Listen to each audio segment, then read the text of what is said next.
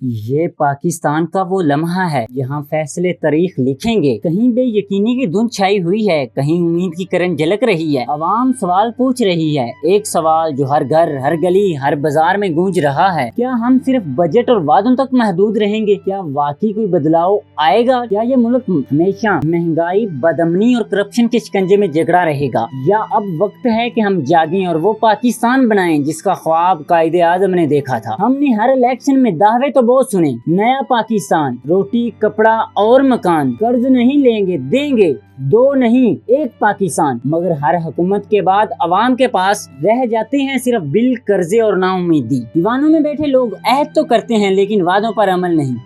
Petrol کی قیمت بڑھے یا آٹے کی قطاریں طویل ہوں، عوام ہی رولتی ہے۔ اب سوال عوام کر رہی ہے، کیا ہم صرف ووٹ ڈالنے کے لیے پیدا ہوئے ہیں؟ کیا ہمارے بچے بھی اس نظام میں پروان چڑھیں گے جہاں انصاف مہنگا، تعلیم خواب اور صحت بوجھ بن چکی ہے؟ جب بجٹ پیش ہوتا ہے، بڑے بڑے الفاظ سننے کو ملتے ہیں، ترقیاتی منصوبے، مراد، سبسڈی، مگر زمینی حقیقت کچھ اور ہے۔ دودھ، آٹا، بجلی، گیس، ہر چیز عوام کی پہنچ سے باہر ہو چکی ہے۔ ایک مزدور جو دن رات محنت کرتا ہے وہ 2 وقت کی روٹی کو ترستا ہے۔ ایک سرکاری ملازم جو دیانتداری سے کام کرتا ہے وہ بچوں کی فیس کے لیے قرض لیتا ہے۔ ایک ریٹائر استاد جو عمر بھر علم بانٹتا رہا وہ اپنی دوائی کے لیے سرکاری ہسپتال کے چکر لگاتا ہے۔ یہ کیسی معیشت ہے جہاں اشرافیہ کی دولت بڑے اور عوام کی ہڈیاں گلے؟ پاکستان کی 60% سے زیادہ آبادی نوجوانوں پر مشتمل ہے، مگر یہی نوجوان آج بے روزگاری، ذہنی دباؤ اور عدم تحفظ کا شکار ہیں۔ یونیورسٹیوں سے فارغ التحصیل نوجوان ہاتھوں میں ڈگریاں لیے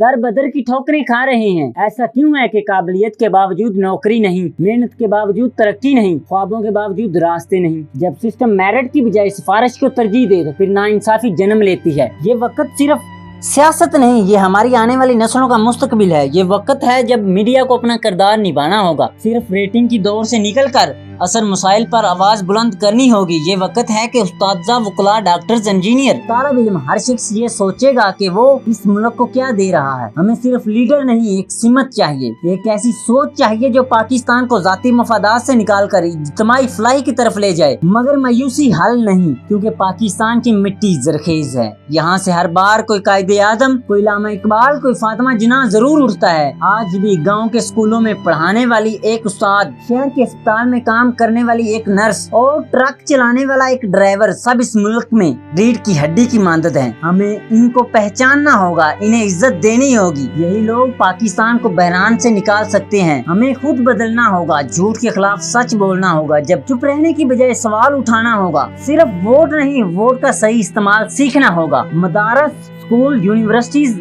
سب میں سوشل اور سیاسی شعور اجاگر کرنا ہوگا۔ قانون پر عمل درآمد، عدل، تعلیم، صحت، ان تمام شعبوں میں اصلاحات ضروری ہیں۔ یہ وقت ہے جاگنے کا۔ اب اگر ہم خاموش رہے تو کل ہمارے بچے ہم سے سوال کریں گے، آپ نے کیا کیا تھا جب ملک بحران میں تھا؟ اس لیے اب وقت ہے کہ ہم ہر خواب کو، ہر وعدے کو حقیقت میں بدلیں، کیونکہ یہ صرف سیاست نہیں، یہ ہمارے آنے والی نسلوں کا مستقبل ہے۔